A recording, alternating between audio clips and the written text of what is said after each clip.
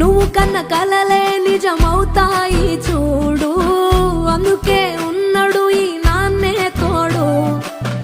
దశరథ మహారాజే నాన్నై పుట్టాడు, నువ్వు రాముడంత ఎదగ